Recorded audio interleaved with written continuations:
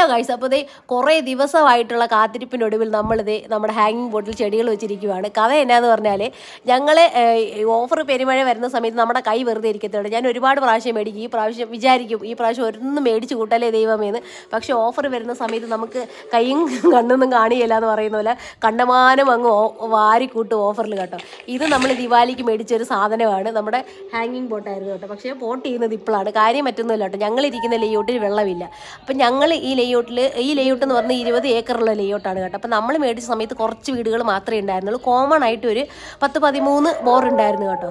പ്രശ്നം എന്നാന്ന് പറഞ്ഞാൽ 4 ബോറിൽ ഇപ്പോൾ വെള്ളമില്ല. കാര്യം അടുത്തടുത്ത് ഒരുപാട് ലേഔട്ടുകൾ ഇട്ട് ഒരുപാട് ബോറുകൾ ഇതിനകത്ത് അടിച്ചിറക്കി, അങ്ങനെ ഇപ്പം വെള്ളം കിട്ടുന്നില്ല. ബാക്കി ഇരിക്കുന്ന ബോറിലാണ് ഇപ്പം ഇതിനകത്തുള്ള വെള്ളം വരുന്നത്. ഇപ്പം ഇതിനകത്താണെങ്കിൽ വന്ന സമയത്തിനൊരു 60 വീടുകളെ ഉണ്ടായിരുന്നുള്ളൂ കേട്ടോ. ഇപ്പോഴാണെങ്കിൽ മോർ ദാൻ 170 എബോ വീടുകളായി. അപ്പോൾ എല്ലാവർക്കും വേണമല്ലോ.